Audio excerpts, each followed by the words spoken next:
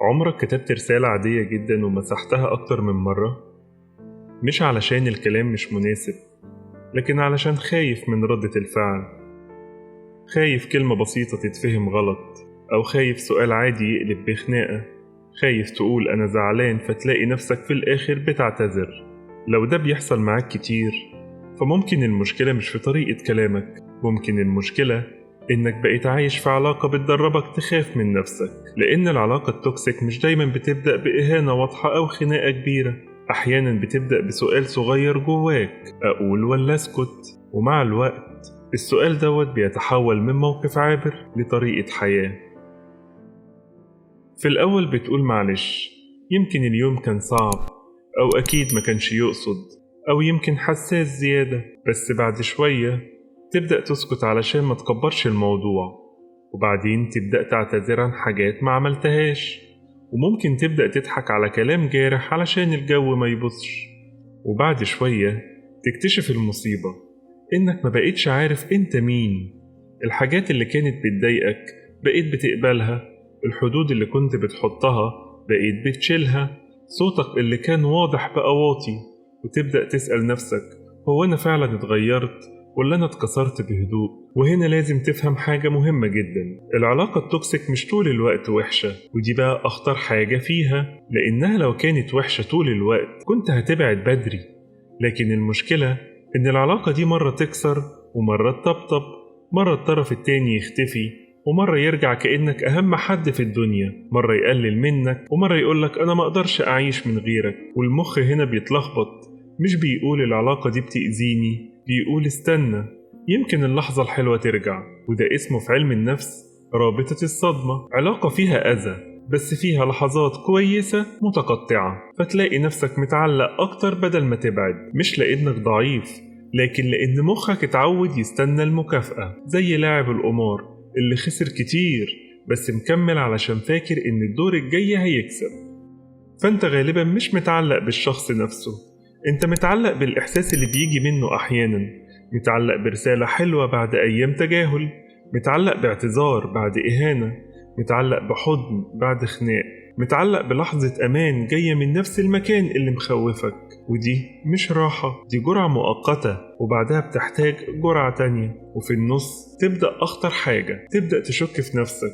الطرف التاني يقولك أنت مكبر الموضوع، أنت حساس زيادة، أنت فاهم غلط، أنت دايما بتعمل مشاكل. في الأول بتدافع عن نفسك، بعد شوية بتحس بتردد، بعد شوية بتصدق وتبدأ تشوف نفسك بعين الشخص اللي قدامك. لو اتقالك إنك قليل تحس إنك قليل، ولو اتقالك إنك صعب تحس فعلا إنك صعب، ولو اتقالك إن محدش هيستحملك تبدأ تخاف تبعد. ودي مش مجرد جملة بتتقال في خناقة، دي برمجة.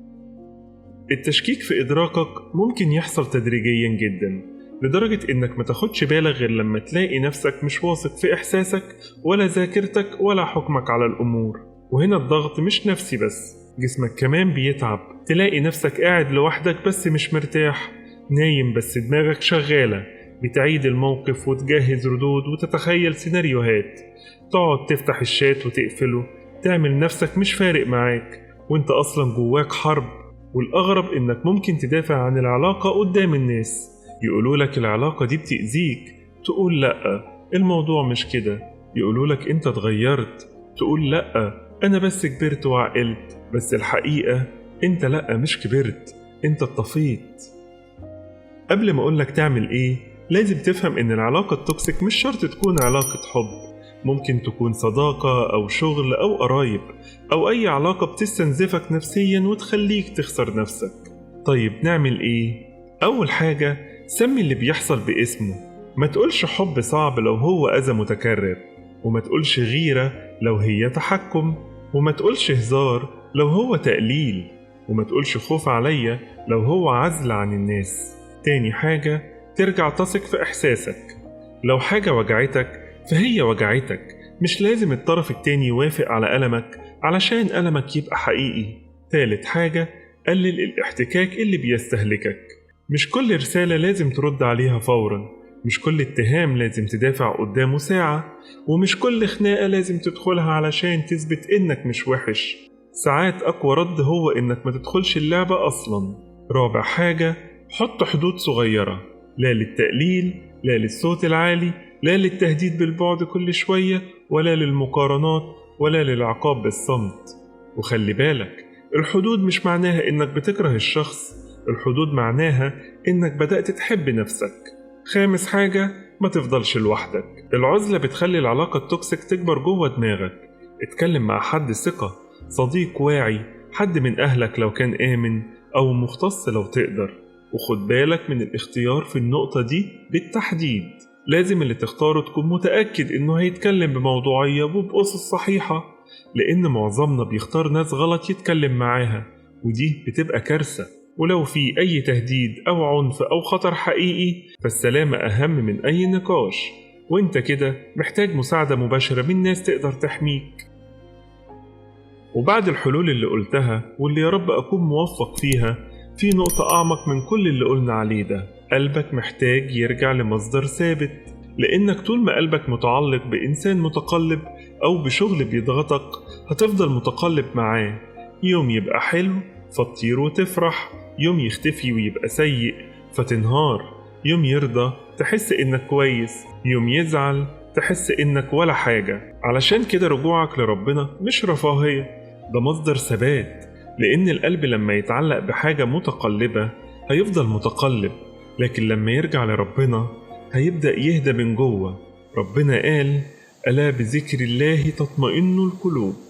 مش معنى كده إن المشكلة هتختفي في ثانية، لكن معناه إن قلبك يبدأ يقف على أرض ثابتة، تطلب من ربنا سكينة، وتطلب وضوح، وتطلب قوة، تطلب إنك تشوف الحقيقة من غير خوف. صدقني، انت كل اللي عليك إنك بس تطلب. وفي نفس الوقت ما تنساش إن الصبر مش معناه تقبل الأذى. الصبر الحقيقي إنك تختار الصح حتى ولو كان صعب. وطبعا في قاعدة كلنا عارفينها: لا ضرر ولا ضرار، يعني لا تأذي ولا تقبل إن حد يدمرك باسم الحب. وفي الآخر، أخطر حاجة في العلاقة التوكسيك مش إنها بتوجعك، أخطر حاجة إنها بتسرق منك نفسك وإنت مش واخد بالك. فقبل ما تسأل أبعد إزاي، اسأل أنا هرجع لنفسي إزاي. ولو الفيديو ده لمسك، اكتب في الكومنت كلمة راجع لو قررت ترجع لنفسك خطوة واحدة بس. وصدقني، التحدي بسيط جدا.